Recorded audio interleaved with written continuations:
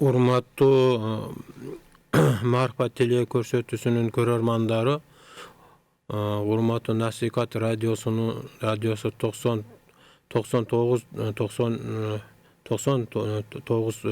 FM радиосунун угармандары, кутмандуу кечиңиздер менен. Ассаламу алейкум, рахматуллах ва баракатух. Силер менен учурашууну насип болгон жараткан Аллахыма чексиз мактоолор жана сүйүктөр болсун. Пайгамбарыбыз Мухаммед Мустафа саллаллаху алейхи вассаламга салавату саламдар болсун. Урматтуу бүгүнкү түз эфирде урматтуу көрөрмандар, бүгүнкү түз эфир медициналык маселелерге арналат. Анын ичинде биз өткөн жумада сиздерге бир аз баяндап бергенбиз. Адам кишинин ичи катуу оорусу жөнүндө. Сиздер барыңыздар билесиздер, көпчүлүк ич каткан оору менен элдин көпчүлүк бөлүгү ооруйт. Жаш деңгээлине карабастан ооруйт. Ал турга жаңы төрөлгөн наристеден картайган карыяга чейинки кишилерди камтыйт. Бул өтө кең таркалган оору. Анан бул ичи каткан оорунун кайсы бир теориянын, кайсы бир медицинадагы диагностикалар менен аныктап тактап коюш мүмкүн эмес.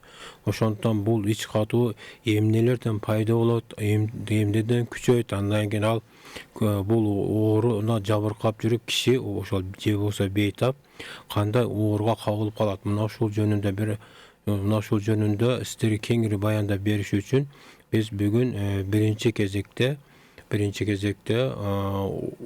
ошол ич катуунун бир бөлүгү катары ооз көңдөйүндөгү тамак сиңирүүгө токтололу деп чечтик. Ошондуктан бүгүнкү биздин темабыз, силерге түшүндүрүп айтып бере турган темабыз ич катууда ооз көңдөйүндө тамак сиңирүүнүн канчалык мааниси бар. Мына ушул жөнүндө кеңири сиздерге айтып бергенге биз аракет жасайбыз. Анда биздин сөзүбүзгө маани берип, көңүл бурушуңуздарды сурайбыз. Билесиздер, ооз көңдөйүндө өзүнө тиешелүү органдар отурукташкан. Бир аз силерге белгилүү болсо да бир аз атап кетелик. Ооз көңдөйүн негизги орган бул биз сүйлөп жаткан тил болуп эсептелинет. Тил айланасында тиштер, астыңкы жана үстүңкү жактарга тиркелген сөөк тиштерден турат. Андан да сырткары тамак ушул эле жаактардын ылдыйкы тарабында шилекей бездери отурукташкан. Жаактын эки тарабында тең шилекей бездери бар. Үстүңкү жаакта баягы таңдай деп коебуз, кыргызча, орусча небо деп коет. Таңдай отурукташкан. Ал таңдай үстүңкү мээге кетип турган сөөктөр менен ооз көңдөйүнү ажыратып түшүндүрүп турат. Андан ары жутунганда тамак көңдөйү деп коет. Ошол тамак көңдөйүндө миндалдар бар. Ошол миндалдар андан ары кулкун деп коет. Кулкундан ары кызыл өңгөчкө кетет. Урматтуу туугандар, ошол алдын ала силерге биздин маселе түшүнүктүү болуш үчүн кээ бир диеталык, этикалык маселелерди айта кетелик. Себеби ооз көңдөйүндө эгерде ооз көңдөйүнүн мааниси өтө чоң. Ошол гигиеналык маселеге карай турган болсок, себеби батыштын медиктери эгерде ооз көңдөйү таза болсо, ички органдар да таза болот деген мындай баягы лакап бар да батыш медицинасындачы. Ошондуктан биз андан сырткары ислам медицинасында да ооз көңдөйүндөгү тамак жеш жана тамакты чайнаш жана тамак жутуу жөнүндө жана кандай көлөмдө тамак жеш керектиги жөнүндө исламда дагы айтылган. Ошондуктан биз ошол медициналык маселелерден кайрылардан болду ошол этикалык жагын да айтып кетелик. Билесиздер, ооз көңдөйүндө исламда sol kol menen eç kандай tamak aş jebegенди buyrulgan, oң kol menen жешти buyrulgan. Birinчиден, экинчиден келип жаткан рызкынын ээси жараткан Аллах гана болгондуктан Аллахнын ысмы менен аталып жейилет. Андан сырткары ошол жейилген тамактан Раббиме исиңерди дуа кылып койсоңор боло берет. Я Раббим, ушул дарттен эмде рызкынын пайдасын берип, зыянын алып кой деп, ошондо Аллах Таалам ошол дагы өтө чоң мааниге ээ. Андан сырткары ошол оозго оң кол менен тамак жегенден кийин ооз көңдөйүндө 1-2 чайнап эле жутуп койгон бул туура эмес болуп эсептелет. Себеби ооз көңдө атайын тиштер отурукташкан, жараткан Аллах тиш берген. Ооз көңдө тамак ашты көбүрөөк чайнап, ашказанга жеңилирээк болуш максатында ооз көңдөйүндө тамакты көп жолу чайнаш керек да. Чайнап, майдалап, андан кийин мүмкүн болсо аны эритип, андан кийин шашылбай жутуш керек. Эми эмне үчүн ооз көңдөңдө 1-2 эмес, 3 жоктон 3-4 жолу, кээде 5-6 жолу тил аркылуу аралаштырып чайнагандын себептери бар. Себеби тил ооз көңдөйүндө тамак чайнап жатканда шарттуу рефлекс түрүндө дагы, шартсыз рефлекс түрүндө дагы шилекей бездери бөлүнүп чыгат. Шилекей безинен тамак сіңирүүчү шилекей суюктугу бөлүнүп чыгат да. Ошол шилекей суюктугунун мындай медициналык чоң мааниси бар да. Медициналык мааниси биринчиден ушул шилекей ооз көңдөйүндөгү бездерден бөлүнүп чыккан шилекей биринчи орунда тамактын курамында углеводдор деп коет да, канттар. Ошону ажыратуу процесси башталат ошол шилекейдин жардамы менен. Үчүнчүдөн ошол шилекейдин кармагында pH мындай сууну водородный показатель деп коет.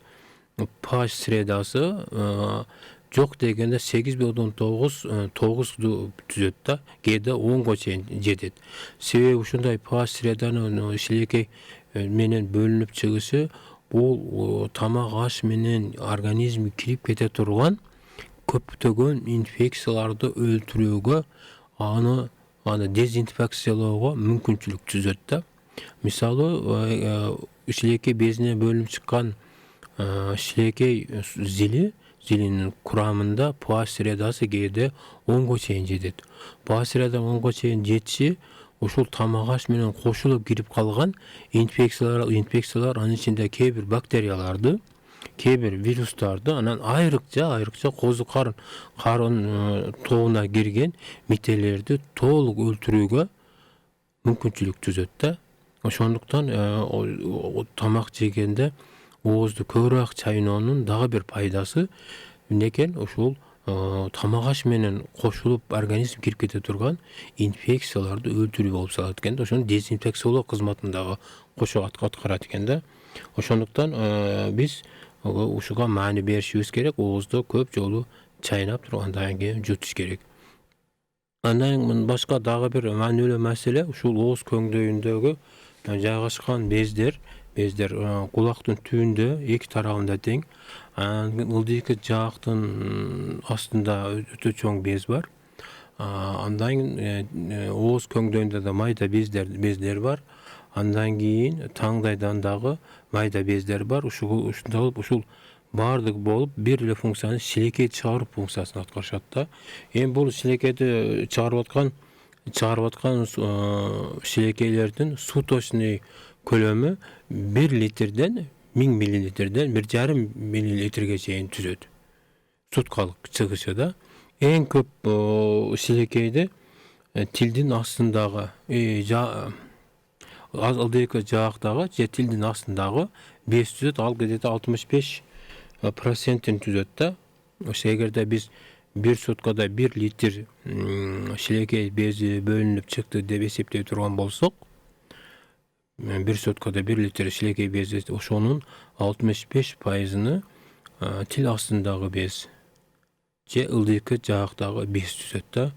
Anın uşul 30%'ını mına eki kulaktın üstünde ıldıyında oturuktaşkan iki tarafında oturuktaşkan bezler böl түсөт 30%'ini kalgan 5%'ini mayda bezler түзөт. Ошо азыр атып өткөн таңдайдагы анан тилдин көңдөйүндөгү ооз көңдөйүндө отурукташкан майда бездер калган 5%-ин түзөт да, иштелип чыккан шилекей зелени.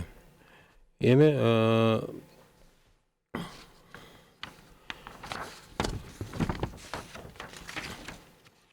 биз ооз көңдөйүндөгү тамак сіңирүүгө иштелип чыккан шилекей безинин химиялык составын карай турган болсок, эң көпчүлүк бөлүгүнү амилаза деген фермент түзөт. Ошол амилаза ферменти менен кошо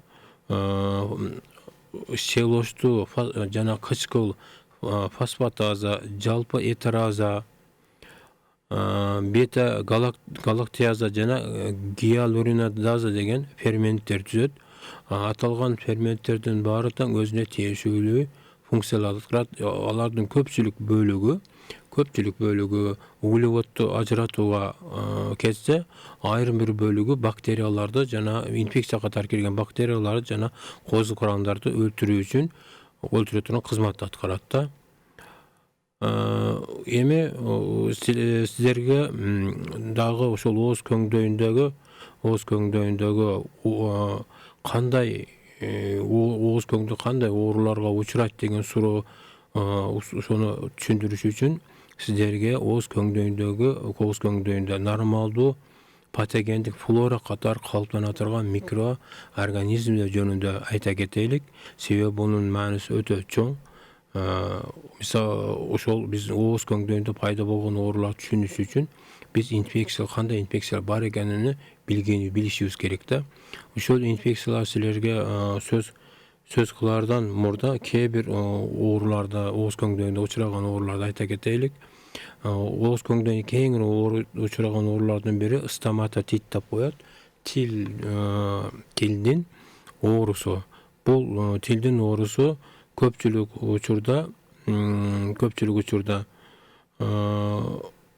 учурда козу карындары менен бактериялар козгойт стоматоттичи. Алардын ичинен мисалы яшур деген малдын яшур сыяктуу эле адамда да ошондой яшур деген тилдин оорусу пайда болуп калат. Бул ооруну кайсы бир антибиотик менен дарылоо мүмкүн эмес. Бунун эң жөнөкөй оорусу бул шорулуу туз же болбосо кайнатылган сууга аябай жогору концентрацияда даярдалган аш тузуну кошуп, жогору концентрациядагы раствор эритме даярдаса, ошо эритме менен ар бир 3 саатта 3-4 жолдон чайкаса, ушул стоматотти жок кыла алат да. Экинчи дагы бир ооз көңдөйүндө кең учураган оорулардын бири тилдин рагы болуп эсептелинет да. Тилдин рагы кайсыл оору, тилдин рагы кандай оорусунун диагнозун коюш үчүн сөзсүз түрдө онкологияда мындан биопсия алынат да. Биопсиянын гистологиялык анализинин жыйынтыгына жараша ошол тилдин рагынын түрү аныкталат да. Эми тилдин рагынын түрүн аныктоодо Дүйнөлүк саламаттык сактоо уюмунун эпителийдеги пайда болгон жаралардын онкологиялык иштерди аныктоо боюнча классификациясына ылайык 22 классификацияны түзөт да. Ошолордун бирөөсү болуп чыгышы мүмкүн да. Эми дагы бир ооз көңдөйүндө оорулардын дагы бир болуп, тиштердин кариеси болуп эсептелинет.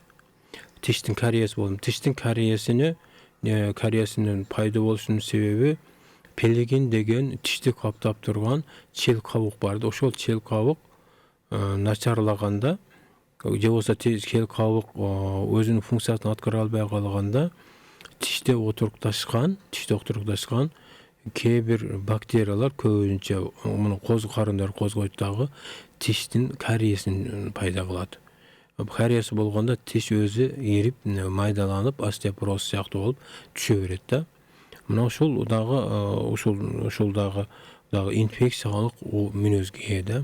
Oşonda ele tiştin aslında kaptap turgan denenin parodontosu degen dagı oru kеңири tarkaganda bu parodontosu köpünçe dagı bakteriyalık türgө iyi bolgon infeksiyalar kozgoyt. Dagı bir manülü jagday uşul adamlarga түшүнүктүү болуш үчүn айтайлыk. Tildi vizualdık karaganda, göz menen karaganda, egerde kişinin tili ak bu tüste bola turgan boyalgan bolsa, anda bul kişini tilinde köpünçe kozu karındar тобуна кирген инфекциялар көптүгүн түшүндүрөт да. Ал инфекциялардын эң негизги бөлүгүнү актиномицеттер деген kozu karınдар классына кирген, базидомицеттер деген kozu karındын классына кирген infeksiyalar түзөт. Алардын арасында эң көп учураганы Сахара мицеттери менен кандида болуп эсептелинет. Ошондуктан бизде ошол гигиеналык тартипте гигиена үчүн жалпы ошол угармандарга түшүнүктүү пайдалуу болуш үчүн жумасына бир жолудан же эки жолудан сооданын раствору менен оозду чайкап жүрүү ушул грибоктордун kişinin ошол эпителинин микрофлорасын бузуп, кайсы бир патогендик ооруну козгогош үчүн буларды тазалап туруш үчүн өтө маанилүү болот да. Жумасына бир эки жолу сооданын растворунда оозду чайкап жүрсөчү. Так, андан ары дагы бир маанилүү ушул ооз көңдөйүндө азыр эле бай атап өттүк, нормалдуу патогендик флора, микрофлора пайда болот да. Ушул нормалдуу патогендик микрофлоранын эң негизги бөлүгүнү бактериялар түзөт да. Америкалык микробиологдордун эсептөөлөрү боюнча ооз көңдөйүндө 700дөн ашык бактериянын түрлөрү аныкталган. 700дөн ашык бактериянын түрлөрү аныкталган. 250ден ашык козу карындын түрлөрү аныкталган. Андан башка дагы өтө көп санда вирустар аныкталган да. Ошондуктан сиздерге ошол кайсыл инфекциялар бар экенин силерге кенен кесири айтып бергенге мүмкүнчүлүк бар. Ошондуктан азыр айтып берелик. Ооз көңдөйүндөгү кеңири таркаган оорулардын дагы бири ангина болуп эсептелинет да. Тамак ангинага учурагандан кийин аны козгогон кайсы бир инфекциялар козгойт да. Ошолордун эң негизги инфекциясы бул стафилококк болуш ыктымалдуулугу бар жана стрептококк болушу мүмкүн да. Эгерде ошол инфекция арасынан стафилококк болуп, стафилококктун 27ден ашык ошол стафилококк уруусуна кирген бактерия 27ден ашык түрү бар да. Ошол түрү арасынан эң эле патогендик касиети жогору болгон патогендик агрессивдүү деп атасак да болот. Бул алтын сымал стафилококк болуп эсептелинет да. Алтын сымал стафилококк эгерде ангинаны пайда кыла турган болсо, анда ошол ангина ички калган адамдын кишинин же болбосо бейтаптын калган ички органдарына дагы ооруну таркатуучу ачак болуп эсептелинет да. Мисалы, ошол эле стафилококк кызыл өңгөчтө отурукташат. Ошол эле стафилококк ашказанда отурукташат. Мисалы, кызыл өңгөчтө отурукташкан стафилококк же болбосо тамакта отурукташкан стафилококк сөзсүз эртеби кечпи аденокарциномиялык ооруларды козгойт да, рактын ошондой түрүн козгойт. Эгерде ашказанда болсо дагы ошондой рактын түрүн козгойт. Андан ары ушул эле стафилококк жоон ичегиде отурукташат. Жоон ичегенин баардык көңдөйүндө отурукташат дагы. Жоон ичегенин колит деген оорусун көбүнчө пайда кылат. Колит болгондо жоон ичеге өткөндө айтканбыз 14 сантиметрлик келген диаметрдеги жоон ичеге боолуп кысылып отуруп, калды өткөрбөй турган абалга чейин жетет да. Bu ошо калетке айланышынын себеби ушул стафилококк дайыма агрессивдүү ферменттерди бөлүп чыгарып турат дагы, клеткада митоз процессин бузат. Ошол эле айтылып жаткан алтын сымал стафилококк болобу же стафилококк эпидермис болобу, алар ошол жоон ичегиде отурукташкан стафилококк сөзсүз түрдө бөйрөккө да отурукташат да. Бөйрөктө да отурукташып, бөйрөктө киста пайда кылат. Киста бөйрөктүн кистасын пайда кылат. Бул киста улам киста көбүнчө чашечно-лахоновский бөйрөктүн чашечко-лахоновский системасында лахонкалардын жерине отурукташат дагы. Ал лахонкалар баягыдан башталган бөйрөктүн клубосунан башталган нефрондук турба лахонкага келип бүтөт. Ошол лахонкада отурукташкан ошол стафилококк нефрондук турбаны жеп отуруп бир катмарлуу эпителийден турган лахонканы жеп отуруп бөйрөктүн кистасын пайда кылат. Ал бөйрөктүн кистасы күчөп отуруп бөйрөктүн гломонефрит деген оорусун пайда кылат. Гломонефрит болгондо кээде анын түрлөрү бар. Эгерде биолог сейдик менен чегип кете турган болсо протеинурия деп коет, эгерде кан чегип кете турган болсо гематурия деп коет. Ошондой ар түрдүү түрлөрүн пайда кылат. Анан акыры барып отуруп почечный недостаточность, бөйрөк жетишсиздик оорусуна алып барып, кишидеги сейдик чыгаруу процесси төмөндөп отуруп, бөйрөк алмаштырууга, трансплантацияга же болбосо тиги гемодиализ аппаратынын пайдалануу менен жашоого жеткирет да. Эми дагы бир маанилүү жагдайын айтып өтөлүк. Ушул ооз көңдөйүндөгү ангинанын экинчи бир, эгерде стрептококк козгой турган болсо, ангинаны стрептококк козгой турган болсо, стрептококк көбүнчө жүрөктө миокардит болушуна көбүрөөк алып келет, миокардиттен жүрөктө. Ошондой эле стрептококк иммундук системанын начарлашына да алып келет. Көпчүлүк стрептококктор гемолитикалык формага өтүп кетет. Эгерде киши улгайып кала турган болсо, кайсы бир ооруга учурап иммунитет төмөндөй турган болсо, бул эпителийден лимфатикалык жидкость аркылуу канга өтүп кетет дагы, канда гемолитикалык бактериялар деп коет, ошону пайда кылат. Гемолитикалык бактерия болгондо кандагы ал стрептококк бактериясы стрептолизин деген фермент бөлүп чыгарат да. Стрептолизин деген фермент бул кандын составындагы тромбоциттерди ортосуна бөлүп кое берет да. Эритроцитти дагы бөлүп кое берет. Иммундук системанын көпчүлүк иммунитеттерди иштетпейт. Аларды өлтүрө турган касиетке ээ болот да. Себеби ошол эле стрептолизинден башка дагы антитело дагы иштеп чыгат да, иммунитетке каршы. Ошондон гемолитикалык бактериясы канда боло турган ошол кишиде иммунитет дайыма төмөн болот да. Эми ушул азыркы ошол гемолитикалык стрептококктун гемолитикалык оорулар касиети мындай, патогендик касиети каны аздыкка да алып барат да, анемияга да алып барат. Ошондой эле үчүнчү нерсеси кандын сгущениясына, коюлануусуна да алып барат да. Фермент ушундай, анын кесепетинен иммунитет дагы төмөндөйт, жүрөктүн ритми аритмияга же болбосо тахикардияга өтүп кетет. Эгер жүрөк ритми нормалдуу болгон болсо аритмияда жашаган болсо тахикардияга өтүп кетет. Жүрөктүн дагы ар түрдүү ооруларын пайда кылат стрептококк. Ошондой эле стрептококк ошо ооз көңдөйүндөгү отурукташкан стрептококк баягы иммунитет начарлаганда өпкөнүн альвеолдорундук клеткаларында дагы стрептококк, ошол тамактагы стрептококк өпкөгө да өтөт да. Өпкөдө отурукташат. Өпкөдө отурукташкан стрептококк ооруну күчөп отуруп пневмококко айланат дагы. Пневмококк патологиялык оорун пайда кылып, өпкөдө пневмониянын пайда болушуна, андан ары өпкөдө фиброматоз жүрүп кетишине, кетип, өпкөнүн андан ары ар түрдүү оорулары да ал турган, өпкөнүн ателектаза, андан ары өпкөнүн рагына чейин жеткире турган патологиялык ооруларды пайда кылат.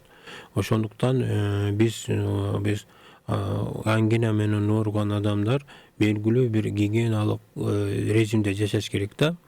Birinci kiygen rejimim ne? Hiç kaçan холодильникte muzdaq neresi içpеш gerek. Muzdaq sosunduq bolo, muzdaq tamak aş bolo, oşon içpеш gerek. Muzdaq içkende, muzdaq içkende al jerde şunu regulasiya kılıp turgan limfositler var da kan ötkürбөй karmap turgan. Oşolor muzdaq nersen tasir astında kan ötüp ketkenge limfositlerinin ekspressiya dep koyat, ataka kıla turgan kilyeski kasiyeti tömündep ketedi. Tömündep ketkenlikte streptokok kanга ötüp kete turgan muzdaq nerse içkende kanга ötüp ketip bayağı azыр atып ötken oorlar payda bolasına insirvat ededi. Birinci orunda neken angina menен organda da hiç kaçan muzdaq, suusundukta muzdaq dağı tamak jebеш gerek. Bu en negizgi gigiyena bolup eseplenileti. İkinci gigiyena bu daima angina menен organ adam жылымылык suda mına taharatda 5 jolu taharat namaz alına taharat alganda ele daima tamaktı жылымылыk suda çayqap jürüş gerek da. Bunun öte manisi çoğ. Öte çoğ manisi çoğ da. Üçüncü gigiyenalık talap mümkün bolsa daima tamakты 2 günde öce 3 günde bir zaytun mayı menen tamakты da maylap jürüş gerek da. Bu zaytun mayı tamakты maylao degen oşol mindaldın jana tamak köңдөйүндө жайгашкан organdардын эпителисин калыбына келтирип турат да бул zaytun mayı. Özünde bu infeksiya küçöp başka organlarga dagы tarkabası üçün oşol jerde karmaганга мүмкүнчүлүк түзөт да. Oşonduktan biz uşul tamak oorulary içinden en ele maanilүүsü emne eken angina en korkunçlusunun biri angina bolup eseplenет. Uşul anginany şunda gigiyenalyk talaplary menen saktap jürüşüňizleri soran alabыз. Andan arı kebir algılarda infeksiyalarda atap ötölük uşo oğuz köңдөйүндө jaşagan biz azыр atap aýtdyk. Oğuz köңдөйүндө 700'den aşık bakteriyalar var dep atap ötük da. Oşolar içinden en köp tarkagandары stafilokok, streptokok pneumonia, streptokok mitis, anan Neisseria souffleur degen türü var. Anan tiştin göňçe bul tiştin dioksonlaryny paýda kılat. Oşonda ele streptokok oralis, rozia mikroglagenoz, kingella, alegeden griboktar, aktinomysetler, tilini köp oturat. Oşonda ele oğuz köňde oturuktaşkan infeksiya aytaly tiştin paradontosunu streptokok menen porfinages degen bakteriyalar kozgoysa bakteriodis anan treponema degen korkunçlu balığı var. Bakteriya var treponema degen. Bu treponema egerde bu jinus kişinin jinus organlarına düşüp kete turgan bolsa anda bul kişide en oor dart bolgan treponema degen ıraktın türün paýda kılat. Bu ıraktın türü uçuraganda bu oşol jinus organ tüzüp turgan tıkandar bulçuň tıkandары özünden özümday şu bulçuň tıkandar bölüp mындай katu oorun berip bölüp özü gelesiyle mындай deneden ajıray beret da uşunday oor dartka жетtiret da jetkire turgan oşonday alege var da bakteriya var. Şul oğuz köňдөýүндө uçurat. Oşonduktan uşul nerseden ehtiyat boluş gerek da. Tak andan arıdagı andan arda Amerikalık okumuştular kabarlar var. Bundan bir 10 yıl 15 yıl murda pylori helicobacter degen bakteriyany anykdaşkan. Aşkazanda oşol yazma paýda kılat depçi aşkazandınçı oşol helicobacteria da oğuz köňдөýүндө bar da oğuz köňдөýünden aşkazanga öz aşkazanga ötöt da oşonduktan andan dagı bir maanilүү nerse oşol aşkazandын yazmasını dagı Aşqazan kelike bakteriyadan tışkары bizde kийинки mezgillerde beytaptardan darga жүрgүзүлгөн анализдердин негизинде дагы бир нерсени биз тастыктадык. Ошол ашказандын язбасынын пайда болушуна стрептокок менен стафилокок бактериялар да түздөн түз катышат экен да. Эгерде кишиде стафилокок бактериясы тамактан да пайда болгон болсо, ошол эле ашказан жарасында изилдей турган болсо, ошонун дагы стафилокок же стрептокок бактериясы пайда болот.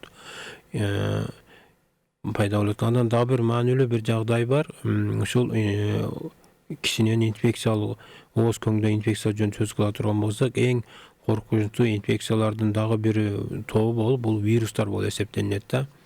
Вирустар ошол ооз көңдөйдө пайда болуп аткан оорулардын биринчи алгач башта бере турган инфекцияга эсептелет. Мисалы, ооз көңдөйдө бардык эпителийди бузгандан кийин ошо бузулган эпителийге бактерия кирип кетет. Ошол бузулган эпителий коз карындар кирип кетет дагы. Андан ары ошо ооз көңдөйдөгү биз атап өткөн оорулардын пайда болушуна шарттар түзүлөт да. Ошол вирустардын ичинен эң көп таркаган бул герпес вирусу болуп эсептелинет.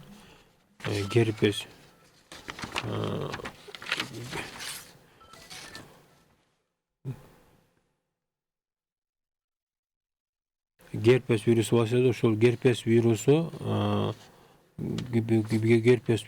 бул вирусологиялык таксономия боюнча бул герпестердин уруусуна кирет. Герпес вирустар уруусуна кирет. Бул урууга 80ден ашык түрү бар. Анан бул уруу 3 мындай урууга жакын топтон болуп турат. Альфа, бета, гамма деген топтон турат. Анан ушул альфа герпес уруусуна биринчи жана экинчи герпес деген алиге вирустар кирет. Бул вирустардын тукум коочулук структурасы ДНКдан турат. Геномдук структурасы ДНКда турат. Өзүнүн өлчөмү 200 нанометрге чейин турат да. Анан сыртынан капсидтер менен капталган да. Капсидтер камсомерлерден турат. Камсомерлерден турат. Камсомерлер ар түрдүү амино кислоталардан куралган белоктурдан турат да. Ошондуктан бул герпестерди дарылоо, антибиотиктер менен дарылоодо же кайсы бир дары чөптөрдөн алынган дарылар менен дарылоодо ал эффект бере бербейт. Анын себеби ошол баягы сырткы оболочкасында капсиддин болгонуна байланыштуу болот. Ошондуктан бул көп протовирустук вируска каршы дарыларга, анан кийин антибиотиктерге өтө чыдамдуу келет. Андан ушул эле герпестердин уруусуна бета туркумуна цитомегаловирус кирет. Цитомегаловирус бул көпчүлүк учурда клеткалардын митоз процессини буза турган функцияга ээ болот. Ошол герпес сыяктуу эле цитомегаловирус анан шилекей безинде иштелип чыккан шилекей бези менен кошо шилекей безинде дагы составында учурайт да. Герпес менен ошо цитомегаловирус. Ошондуктан бул кадам шилекейини кандай сыртка чыгарууда же болбосо адам түкүргөндө белгилүү бир жерге түкүрүш керек да. Бул себеби ошол шилекей түшкөн шилекей дагы инфекцияларды тарката турган ачак айланып кетиши мүмкүн да. Ошондой эле кишини мисалы балдарды сүйүп өпкөндө дагы же баягы жыныстык катнашууда өбүшүү учурунда дагы ошону туура эмес деп эсептелинет да. Эч качан тилди иштеткенге болбойт да. Себеби ушул эле тилдин ичинде баягы биз айтып өткөн 700дөн ашык инфекциялар бар. Ушул эле тилде ондогон вирустар бар, onu жугуза турган 200дөн ашык грибоктор бар да. Ошондуктан шарият тыюу салгандай эле эч качан баягы батыштын баягы маданиятына берилип, ошо тилди ошол баягы жыныстык катнаш учурунда эч качан тилди иштетүүгө болбойт. Бул себеби тил дагы ошол кишиден кишиге өтө турган инфекциялар өткөрө турган эң бир негизги ачыктардын бири болуп эсептелинет.